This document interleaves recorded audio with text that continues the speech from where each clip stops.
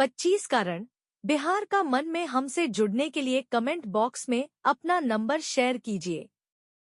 हमारी टीम जल्द ही आपसे संपर्क करेगी।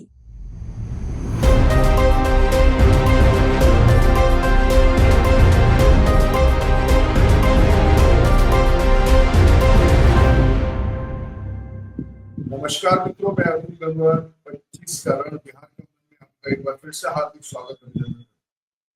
आज हम बात करने वाले हैं बिहार के चुनाव में किस दल के हाथ में लगेगी सत्ता की चाबी और इसकी शुरुआत कहां से होगी, किस प्रकार के उम्मीदवारों का चयन होगा, क्या वो जनता को पसंद आएगा, किस तरीके से दल अपने उम्मीदवारों का चयन करेंगे और जनता के सामने प्रस्तुत करेंगे, तो क्या रहने वाली मुख्य वजह सत्ता के लिए, इसके बारे में आज हमारे साथ चर्चा करने के लिए मौजूद है वरिष्ठ पत्रकार रवि पराशर जी। रवि जी, आपका स्वागत है, अभिनंदन।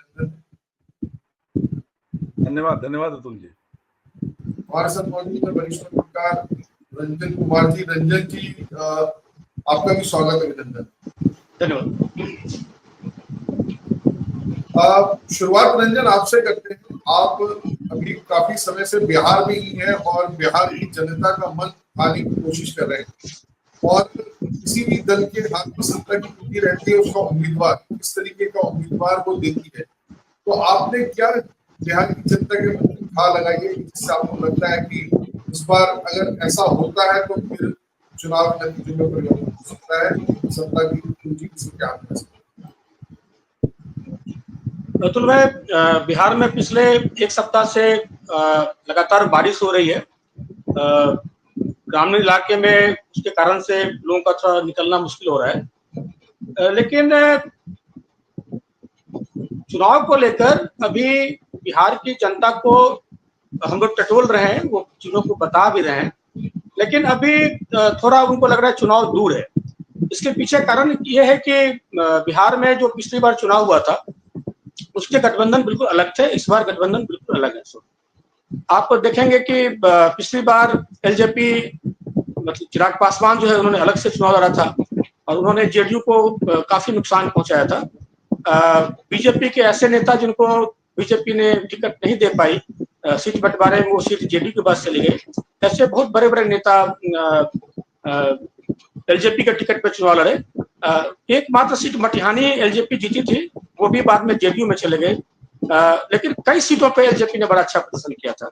इस बार एलजेपी एनडीए के साथ में है। पिछले बार पप्पू यादव की अलग पार्टी थी, अलग गठबंधन था। इस बार पप्पू यादव कांग्रेस के साथ में है, गठबंधन के साथ में। उपेंद्र कुशवाहा का भी पिछले बार अलग एक गठबंधन था, वो इस बार इधर है, एनडीए के साथ है।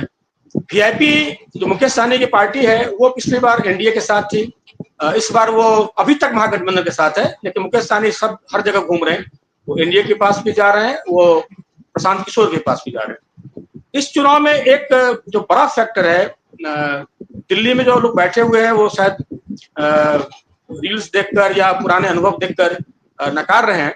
मैंने कई लोगों का, पत्रकारों का, विश्लेषकों को देखा है, लेकिन अगर बिहार में आप आएंगे तो आपको लगेगा कि प्रशांत किशोर एक फैक्टर बनते जा रहे हैं। अभी भी अगर प्रशांत किशोर के पास में 6-7% का वोट लगभग हर विधानसभा में उनके नाम पर अभी है, जो जिस तरह से वो प्रचार कर रहे हैं, जैसे घूम रहे हैं, वो है। और चूंकि किसी भी दल के लिए पॉजिटिव वोट करने का मैंने किसी मतदाता में देखा नहीं कि हाँ मुझे इसको लाना है, इसको हटाना है। जब परिस्थिति इस तरह की होती है तो यह तीसरा दल जो होता है, तीसरा गठबंधन होता है, वहां जाता है।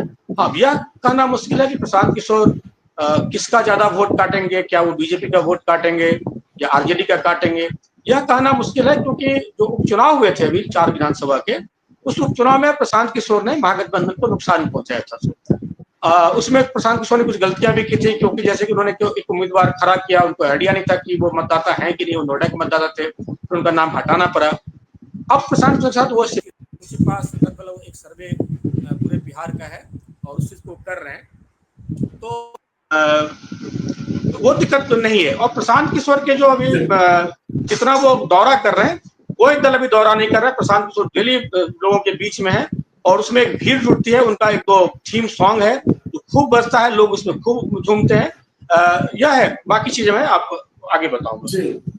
जी जी जी रवि जी, इस बात पर हम जब से चर्चा कर रहे हैं 25 का रन बिहार का मन, और हम ये बात अक्सर कह रहे हैं कि प्रशांत किशोर को हल्के में नहीं लेना चाहिए, और प्रशांत किशोर जाहिर तौर पर कुछ ना कुछ खेल बिगाड़ेंगे। किसका खेल बिगाड़ेंगे ये एक अलग विषय है, लेकिन प्रशांत किशोर एक सशक्त जिसे कहते हैं प्रतिद्वंदी के रूप में उभर रहे हैं। रवि जी। जी अतुल जी, ये बात तो बिल्कुल सही है। और आपको याद होगा कि हमने जब बिहार का रन 25 का रन और बिहार का मन ये कार्यक्रम शुरू किया था, तो पहली ही अपनी बातचीत में इस विषय को लेकर हम लोगों ने काफी गंभीरता से चर्चा की थी। ये बात रंजन की बिल्कुल सच है कि इस समय जमीन पर अगर कोई दिखाई दे रहा है तो वो प्रशांत किशोर ही हैं। और उनके सभाओं में, उनकी यात्राओं में लोग भी काफी, खासतौर पर युवा और महिलाएं भी दिखाई पड़ रहे हैं। ये बात भी बिल्कुल सही है रंजन ने जो कहा कि अभी वो किसका वोट काटेंगे, लेकिन मुझे जो लगता है व्यक्तिगत तौर पर, जो वहां से जो सूत्रों से, मित्रों से बातचीत हो रही है, कि निश्चित तौर पर प्रशांत किशोर महागठबंधन का खेल बिगाड़ने का काम इस बार करेंगे। जैसा कि रंजन ने कहा कि पिछली बार चिराग पासवान अकेले चुनाव लड़े थे और उन्होंने जनता दल यूनाइटेड की नाक में काफी दम किया था। और जो रंजन कह रहे थे कि कई सीटों पर उन्होंने अच्छा प्रदर्शन किया, तो ऐसी कुल मिलाकर 9 सीटें तो साफ साफ नजर आई जहां पर एलजेपी दूसरे नंबर की पार्टी रही थी। यानी वोट अगर चुनाव कोई भी जीता हो, लेकिन एलजेपी दूसरे नंबर पर रही। तो ये बात इस बार थोड़ी सी अलग होगी, क्योंकि चिराग पासवान खुद एनडीए के साथ इस बार चुनाव लड़ रहे हैं और इस बार समीकरण भी काफी अलग हैं। तो ये बात बिल्कुल सही होगी कि जो उम्मीदवार सबसे तगड़ा साफ सुथरी छवि का लेके आएगा, जीत की होनी तय है। सत्ता की चाबी जैसे कि हर बार जनता के पास होती है, इस बार भी होगी, लेकिन इस बार असली होड़ जो है वो उम्मीदवार उतारने को लेकर चल रही है, साफ सुथरे उम्मीदवार। और प्रशांत किशोर कह चुके हैं, बाकायदा घोषणा कर चुके हैं कि अगर उनके उम्मीदवार में गलती से जनता को कोई खोट नजर आती है तो उसे वोट न दें। ये वो लगातार कह रहे हैं कि भाई आपकी कॉन्स्टिट्यूंसी में जो हमारा उम्मीदवार होगा, अगर वो खुदा न खास्ता ऐसा आ जाए कोई जिस पर कोई कलंक के छींटे पड़े हों, जिस पर कोई दाग लगा हो, तो हमारे समर्थक उसको हरगिज जिताएं नहीं। जी बिल्कुल, यही दावा दिल्ली में केजरीवाल भी कर रहे थे। रंजन क्योंकि अभी काफी समय से बिहार में ही है और उम्मीदवारों को लेकर भी, और जिस चीज की रंजन हम बात करते हैं कि बिहार के अंदर एक बड़ी चीज है चुनावों को लेकर, उम्मीदवार को लेकर जातीय समीकरण साधने बहुत जरूरी होते हैं। आपको क्या लग रहा है कि इस तरीके की पिछले अगर चुनावों का विश्लेषण अगर आप करें तो आपको लग रहा है कि क्या सभी दल जातीय समीकरण साधने की कोशिश कर रहे हैं और उसमें वो कामयाब होंगे? रंजन। देखिए, बिहार में एक निश्चित है कि यादव वोट पूरी तरह लॉकडाउन के साथ में है, मुस्लिम वोट पूरी तरह गठबंधन के साथ में है। गठबंधन होने पर यादव और मुस्लिम का वोट सबको मिलेगा, आरजेडी को ही मिलेगा और कांग्रेस को ही मिलेगा। कांग्रेस के साथ कुछ वोट जुड़ते हैं, खासकर मिथिलांचल और सीमांचल में, वो ब्राह्मणों के वोट हैं। एक वर्ग है ब्राह्मणों का जो लगातार देते रहे कांग्रेस को वोट, एक वोट, लेकिन वो छोटा वोट बैंक है। बिहार में दिक्कत यह है कि जो ओबीसी जातियां हैं वो यादव के साथ में, मतलब बहुत सालों से, दशकों से हुआ है, उनसे थोड़ा सा अलग रहे। वो लालू प्रसाद यादव या तेजस्वी यादव के साथ वोट नहीं करते हैं। लेकिन इस बार एक नया चीज देखने को मिला है, जो कि लोकसभा चुनाव में भी था, कि जो कोयरी मतदाता है, कोयरी कुर्मी लव कुश का एक नीतीश कुमार ने बनाया था, कुर्मी की जितनी संख्या बिहार में, उसका लगभग डबल कोयरी का है। बीजेपी ने कोयरी वोट को साधने के लिए बहुत कोशिशें की। उनके प्रदेश अध्यक्ष सम्राट चौधरी पहले रहे, अब वो डिप्टी सीएम है। बावजूद इसके उपेंद्र कुशवाहा को इन्होंने वापस ले लिया अपने साथ। अभी बावजूद उसके 2024 का लोकसभा चुनाव देखिए तो जो आप भोजपुर का पूरा इलाका देख लीजिए, आरा हो गया, इधर आपको आगे चले जाए औरंगाबाद का साइड है, पवन सिंह कराकट निर्दलीय लड़ गए थे, वहां उपेंद्र कुशवाहा थे। बक्सर का सीट हो गया, ये 4-5 सीट देखिएगा, सब पूरी सीट पूरा बेल्ट इंडिया हारा था। और इसके पीछे माना जा रहा है कि कोयरी वोट का बहुत बड़ा ये था कि कोयरी मतदाता जो है वो एनडीए से बिल्कुल छिटक गई थी, वो चली गई थी महागठबंधन के साथ में। ये सीटें, औरंगाबाद की सीटें बीजेपी लगातार जीतती रही है। बक्सर बहुत ही स्ट्रांग होल्ड रहा है बीजेपी का, वो बीजेपी हार गई। आरा में आरके सिंह थे, वो चुनाव हार गए वहां पे। सो तो यह सब सीटें अब हारे। और अभी तेजस्वी यादव ने कल ही रेणु कुशवाहा को अपनी पार्टी में ज्वाइन करवाया है। तो एक कुशवाहा वोट को लेकर तेजस्वी यादव को एक उम्मीद है कि वो उनके साथ में रहेंगे। रही बात बीजेपी की, तो बीजेपी के साथ अच्छा एक चीज मैं बताऊं, आरजेडी के साथ ये है कि आज के डेट में लोग तेज प्रताप को लेकर, या तेज प्रताप ने जिस तरह से अखिलेश यादव से बातचीत की, उन सब को लेकर बिहार में चर्चा है और एनडीए के लोग उस चीज को उठा भी रहे हैं। लेकिन आरजेडी का मतलब लालू यादव, उनके जो छोटे पुत्र तेजस्वी यादव वही हैं। तेजस्वी यादव जो फैसले लेते हैं पूरी आरजेडी उसको मानती है। कोई बिखराव मुझे कहीं नहीं दिख रहा है आरजेडी में। टिकट का बंटवारा जो होगा, मेरे सूत्र ये बता रहे हैं कि एक हम आपको बता दूं कि हम लोग सर्वे कर रहे हैं बिहार में, उस वजह से मैं पिछले 1 महीने से बिहार में हूँ। उस सर्वे में अलग अलग पार्टियों के लिए उसमें हम इसको मैं बाद में जब सर्वे आ जाएगा तो मैं आपके साथ उसका खुलासा करूंगा। लेकिन एक उसमें यह है कि कांग्रेस कितने सीटों पर चुनाव लड़े। तो कांग्रेस जो लास्ट टाइम लड़ी थी उससे कुछ ज्यादा सीटों पर लड़ना चाह रही है। कांग्रेस ने अपनी 2 लिस्ट बनाई है, एक 40 विधानसभा का है जो श्योर शॉट लड़ना चाहती है, एक उन्होंने 52 सीटों को और बना रही है। इसमें वो सीटें मांगेंगे। कांग्रेस के लिए एक पिछली बार इस बार में अंतर यह है कि पिछली बार जो सीटें आरजेडी ने दे दिया, कांग्रेस पर लड़ गई थी। इस बार कांग्रेस वो सीटें मांग रही है जहां पे वो जीत सकती है। मतलब संख्या नहीं चाहिए, संख्या कम भी चलेगा लेकिन जिताऊ सीट चाहिए, ये कांग्रेस वहां पे कर रही है। और आरजेडी ने एक तरह से जो 40 सीटें मैंने आपको बताया, लगभग 40 से 50 के बीच में ही आरजेडी चाह रही है कि कांग्रेस करे बिहार में। और आरजेडी को सबसे ज्यादा फायदा पिछले विधानसभा और लोकसभा में महसूस हुआ है कि सीपीआई माले जो है, एमएल जो है, उन्होंने बहुत अच्छा स्ट्राइक रेट था पिछले विधानसभा में, लोकसभा में भी अच्छा था। तो आरजेडी सीपीआई एमएल को की सीट जो है लास्ट मेजोरिटी थी उसको बढ़ाना चाह रही है। सीपीआई सीपीएम की जो सीटें थी लगभग वही रहेगी और कांग्रेस की सीट को कम करना चाह रही है जिससे कि माले को सीट दे सके। तो ये आपको हो गया महागठबंधन का। मैं एक छोटा उदाहरण दे रहा हूं आपको। एक विधानसभा है, मैं परसों तक वहीं पर था, मटिहानी बेगूसराय में पड़ता है। ये थोड़ा भूमियार बेल्ट है और सारे प्रत्याशी लगभग वहीं के होते हैं। पिछले चुनाव में एलजेपी वहां पे चुनाव जीती और वो जेडीयू में शामिल हो गए। जेडीयू से वहां बोगो सिंह थे जो निर्दलीय भी वहां एमएलए रहे और जेडीयू से भी रहे। इस बार जो लोगों से बातचीत हो रही है तो एलजेपी के जो विधायक वहां सिटिंग एमएलए हैं उनके खिलाफ बहुत गुस्सा लोगों में है। गुस्सा के पीछे कारण यह है कि ये ना किसी से मिलते हैं, ना किसी के सुख दुख में जाते हैं, ना शादी विवाह में जाते हैं। अभी पूरे मटिहानी में कुछ दिनों पहले तो लगातार यज्ञ हो रहे थे, धार्मिक अनुष्ठान थे, उसमें भी वो कहीं नहीं दिखे। दूसरी तरफ बोगो सिंह हर जगह दिखे।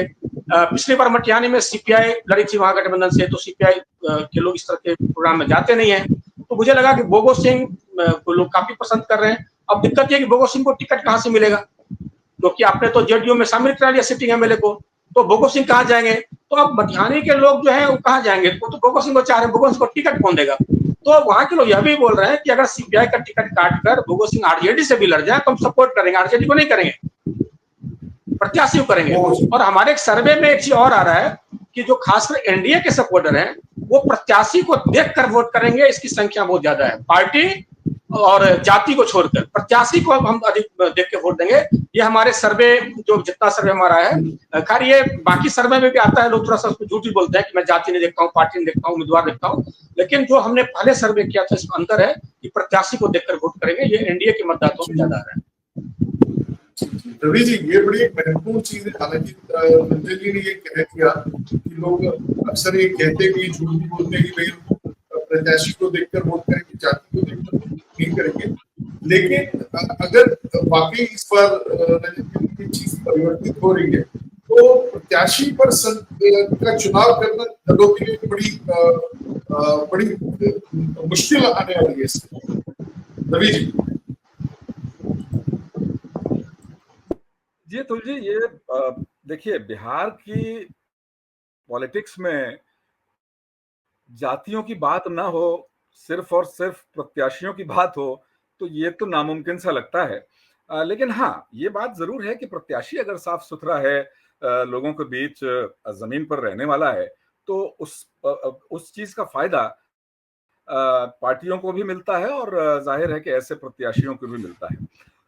मुझे याद है कि 2020 के चुनाव में जो 70 सीटें रैंडमली कांग्रेस को दी गई थी,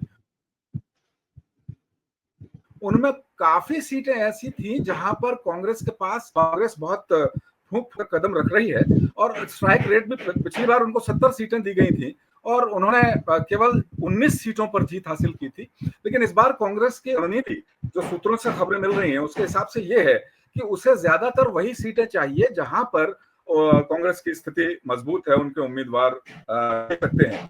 अब आरजेडी का जहां तक सवाल है, तो जाहिर है कि सबसे बड़ी पार्टी आरजेडी ही पिछले चुनाव में रही थी। ऐसे में वो ज्यादा सीटों पर चुनाव लड़ना चाहेगी। और कल की ही बात है, तेजस्वी यादव ने एक बैठक में करीब करीब खुद को मुख्यमंत्री पद का उम्मीदवार घोषित सा कर दिया। उन्होंने कहा भाषण देते हुए कार्यकर्ताओं के बीच में, पार्टी नेताओं के बीच में, कि अगर मुझे 20 साल भी 20 महीने भी मिल जाते हैं तो मैं इतना काम बिहार में कर दूंगा जितना 20 साल में नहीं हुआ है। तो जाहिर है कि वे अभी तक घोषित चेहरे तो नहीं है, लेकिन उन्होंने अपनी मंशा तो जाहिर कर ही दी है। और जाहिर है कि कांग्रेस के साथ बैलेंस करने के लिए वीआईपी, जैसा कि हम जानते हैं कि पहले महागठबंधन के साथ थी, लेकिन जिस दिन महागठबंधन की पटना में प्रेस कॉन्फ्रेंस हो रही थी तो मुकेश सहनी बीच प्रेस कॉन्फ्रेंस से उठ के और एनडीए के खेमे में चले गए थे। उस दिन हम लोग पटना में थे, अतुल जी आप भी थे और मैं भी था। लेकिन इस बार मुकेश सहनी आरजेडी के साथ दिखाई दे रहे हैं। और लोकसभा चुनाव के दौरान हमने हेलीकॉप्टर में जो तस्वीरें देखी तेजस्वी यादव और मुकेश सहनी की साथ साथ, खबरें भी बनी, सुर्खियों में भी छाई थी। तो इस बार कांग्रेस को बैलेंस करने के लिए मुकेश सहनी भी अभी से उतने ही सक्रिय नजर आ रहे हैं पार्टी गठबंधन के फोरम पे। जी जी बिल्कुल। और दूसरा, जैसा रंजन जी ने कहा भी कि अगर आरजेडी की बात करें तो वहाँ तेजस्वी स्वयंभू है, और अभी तेज प्रताप का भी बयान आ गया कि मैं दूसरा लालू यादव बनूंगा, मैं किंग मेकर बनूंगा, और उन्होंने कहा कि तेजस्वी को मुख्यमंत्री बनाएंगे। तो कम से कम वहां क्लैरिटी, और कांग्रेस और बाकी अन्य दल इस स्थिति में नहीं है वहां कि जो अपना मुख्यमंत्री क्लेम करे। वो तो अच्छी सीटें करके ज्यादा से ज्यादा सीटें निकालना चाहेंगे। रंजन, ये जो तेज प्रताप की बात आई है, तेज प्रताप ने ये कहा है, इसका क्या आरजेडी के वोटर पे फर्क पड़ेगा? क्योंकि पीछे आंकड़ा लगाया गया था कि क्या तेज प्रताप विभीषण बन सकते हैं वहां पर, लेकिन अगर ये बात वो कह रहे हैं तो एक दृश्य बदलता है। आपका क्या आकलन है इस विषय? देखिए, तेज प्रताप जी के बारे में बता दूं कि आपको याद होगा कि जब एक बार इससे पहले भी जब उनके परिवार में झगड़े हुए थे, तो तेज प्रताप उस समय भी बाहर निकल के उन्होंने अपना एक संगठन बनाया था, और उस संगठन के लोग तेज प्रताप के साथ होते हैं। आप ऐसे समझ लीजिए कि जैसे दिल्ली में राहुल गांधी और प्रियंका गांधी दोनों भाई बहन हैं, लेकिन दोनों के कुछ समर्थक हैं जो अलग हैं। आप देखेंगे कि दिल्ली में ही कुछ लोग हैं जो प्रियंका गांधी का झंडा लेके अलग खड़े हो जाते हैं, वही लोग रॉबर्ट वाड्रा के लिए भी खड़े हो जाते हैं। इसी प्रकार तेज प्रताप का भी एक फैन क्लब है वहां पर, जो जिनको इधर आरजेडी में जगह नहीं मिली, तेजस्वी यादव के पास जगह नहीं मिली, ये सब लोग उनको घेरे रहते हैं। तो तेज प्रताप के पास में कहीं 1000-2000 लोगों को जुटाना ये बड़ी बात नहीं है। लेकिन अब देखिए कि पिछले चुनाव में भी 2019 के चुनाव में तेज प्रताप ने जहानाबाद में अपना कैंडिडेट खड़ा कर दिया था कि हमारे कैंडिडेट होंगे, और उन्होंने प्रचार भी किया था उस कैंडिडेट के लिए, लेकिन उनकी जमानत जब्त हो गई थी। तो तेज प्रताप के लिए पहली बार नहीं है, तेज प्रताप इस तरह के पार्टी से अलग होकर अपनी ताकत दिखाते रहे, लेकिन उसको कोई प्रभाव नहीं पड़ा है। और दूसरी तरफ जो आरजेडी से परिवार से लोग हटे भी, तेज प्रताप के ससुर जो थे, ये जाकर पिछली बार लड़ गए थे एनडीए से, चुनाव हार गए थे वो। तो आरजेडी का वोटर कहीं नहीं जा रहा, आरजेडी का वोटर वही है। तेज प्रताप को आरजेडी का वोटर को नहीं तोड़ पाएंगे। ये कुछ लोग, कुछ 100 कुछ 1000 लोग होंगे जो तेज प्रताप के साथ में घूमते हैं, उनके साथ मौज मस्ती करते हैं, उससे कोई प्रभाव नहीं पड़ेगा। और इसी कारण से आप देखेंगे जो अखिलेश यादव के साथ जो उनकी जो वीडियो कॉलिंग हुई, और जिसको उन्होंने मीडिया के सामने रखा, और जिस ढंग से अखिलेश यादव बात कर रहे हैं, पूछ रहे हैं कि कहाँ से चुनाव लड़ोगे, आइए बोले मिलकर बात करूंगा। और तेज प्रताप उससे बता रहे हैं कि हमारे घर के प्रमुख सदस्य, ठीक है, वहाँ पे उनके परिवार में तेज प्रताप की बहन की शादी है, लेकिन इसके पहले आपने नहीं देखा होगा कि वो अखिलेश को अपने परिवार के सदस्य मान लो। ये खुद इतने भाई बहन हैं, माता पिता सब लोग यहाँ पर हैं, लेकिन वो उत्तर प्रदेश में गार्जियन ढूंढ रहे हैं तेज प्रताप। इसका मतलब है कि तेज प्रताप थोड़ा अभी अलग है। उसे मीसा भारती शुरुआत से तेज प्रताप अलग से उनका समर्थन करती रही है, लेकिन अभी चूंकि चुनाव है और लालू प्रसाद यादव एकदम तेजस्वी के पीछे खड़े हैं, और लालू प्रसाद को भी, यादव जी को लगता है कि उनके जीवन काल का मतलब सक्रिय राजनीति शायद इसके बाद आगे ना बढ़ पाए, तो वो एक अंतिम दौर खेलना चाहते हैं। लेकिन तेज प्रताप, और इसी कारण से उन्होंने तेज प्रताप को लालू यादव ने पार्टी और पूरे परिवार से बेघर किया। ये इतना आसान नहीं होता है पॉलिटिक्स में, उसके पीछे कारण है कि बिहार में आगे चुनाव है। तो मुझे लगता है तेज प्रताप कोई विभीषण बनेंगे या कोई बड़ी ताकत बनेंगे, इससे कोई आरजेडी को नुकसान होगा या एनडीए को फायदा होगा। और थोड़ा डिफेंसिव होगी यादव परिवार, थोड़ा डिफेंसिव होगी तेज प्रताप को लेकर, लेकिन इससे कोई वोट पे कोई असर नहीं पड़ने वाला है। एक मैं मुकेश सहनी का बोल दूं कि सर ने बोला कि मुकेश सहनी पिछली बार गए थे, इस बार खड़े आरजेडी के साथ में। मुकेश, मेरी पास खबर है कि मुकेश सहनी जाकर मिले थे प्रशांत किशोर से। प्रशांत किशोर ने इनको कहा, जानते प्रशांत किशोर की मुकेश सहनी थोड़े डिप्टी सीएम का पद मांग रहे हैं आरजेडी में। उन्होंने कहा कि आप अपनी पार्टी का विलय कर लीजिए हमारी पार्टी में। मुकेश सहनी जो एक काम तो करेंगे नहीं, तो वहां से लौट आए हैं। उसके बाद मुकेश सहनी एनडीए की तरफ भी मतलब घूम रहे हैं, वहां के लोगों से मिल रहे हैं।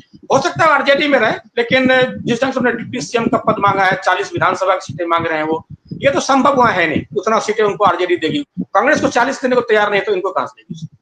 जी, तो कुल मिलाकर मुझे लगता है कि ये जो आने वाला समय है, उम्मीदवारों के चयन की जो प्रक्रिया है, जो रंजन जी का कहना है, किस तरीके के उम्मीदवार राजनीतिक दल उतारते हैं, ये उनके चुनाव के जीतने की पहली सीढ़ी, जो कहीं ना कहीं इस दिशा में अभी गंभीरता तो दिखाई दे रही है। जिससे कांग्रेस के बारे में रंजन ने कहा कि वो सीटें मांग रही है, वो जो ठोस सीटें। जी रवि जी, कुछ कहना चाहते हैं? हाँ, मैं ही कह रहा था कि सीमांचल में आपको अगर पिछले चुनाव नतीजे याद हो, तो ओवैसी की पार्टी ने 5 सीटों पर जीत हासिल की थी। और जो बात ये है कि मुस्लिम जो वोटर है वो मुख्यतः आरजेडी की तरफ रहता है, इंक्लाइंड रहता है आरजेडी की तरफ, और या फिर कांग्रेस की तरफ। और मुझे लगता है कि इस बार का जो चुनावी परिदृश्य है, हम देख रहे हैं कि वक्फ बिल की रोशनी भी है, ऑपरेशन सिंदूर भी हुआ है। तो ऑपरेशन सिंदूर का भले ही उतना असर न पड़े, लेकिन इस बार मुझे लगता है कि कुछ पसमानदा और गरीब मुस्लिम जो वोटर हैं वो एनडीए की तरफ भी शिफ्ट करेंगे, आएंगे, ज्यादा संख्या में आएंगे। मुझे ठीक है, ये हम सबकी अपनी राय है। मुझे लगता है कि इस बार वक्फ बोर्ड को अगर देखा जाए या ऑपरेशन सिंदूर को देखा जाए, तो एक जो पूरा का पूरा और थोड़ा सा अंतरराष्ट्रीय परिदृश्य भी देखा जाए, इजराइल ईरान की लड़ाई, भारत पाकिस्तान के साथ जो हुआ, और कहीं ना कहीं मुझे एक चीज ये लगती है कि कंसोलिडेट और सत्ता जिसके हाथ में है, क्योंकि मुसलमान भी ये समझ गया है कि अपना उम्मीदवार जिताने से जरूरी है कि ऐसे उम्मीदवार जिताए हैं जिनके पास सत्ता रहे और वो सत्ता पर दबाव बनाते रहे। ये उनका पुराना पिछला अनुभव है, क्योंकि भाजपा को अगर छोड़ दिया जाए, हालांकि आजकल भाजपा भी थोड़ा सेक्युलरिज्म की राजनीति करने में लगी हुई है, जिससे उसका अपना कोर वोटर नाराज है, लेकिन बाकी दलों पर वो दबाव बना सकते हैं। तो इसलिए मुझे लगता है कि सत्ता की चाबी जिसके हाथ में होगी, मुस्लिम वोटर उसी के पास जाएगा। और इस राय में मैं रंजन से सहमत हूँ कि महागठबंधन और आरजेडी को और उस नाते कांग्रेस को, उन दलों को वो वोट मिल सकता है। शर्त यह है कि उम्मीदवार जीतने वाला होना चाहिए और वो गठबंधन सत्ता में सरकार बनाने की स्थिति होना चाहिए। मुझे लगता है इस पर हमारी चर्चाएं अभी और भी होंगी। चुनाव तक आते आते और परिदृश्य बदलेंगे। रंजन बिहार में है, मुझे लगता है कि थोड़ा समय और लगाने के बाद वो अपनी जो उनका जो पिटारा है उसमें से कुछ और बढ़िया बातें हमें बताएंगे। तो रंजन, आज आप हमारे साथ जुड़े, आपका धन्यवाद है इसके लिए, आप हमारे साथ जुड़े, शुक्रिया। रवि जी, आपका भी शुक्रिया, धन्यवाद।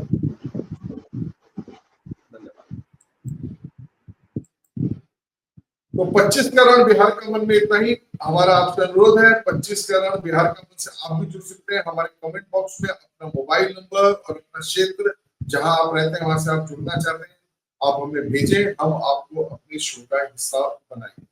फिलहाल 25 का रण बिहार का मन में आज के लिए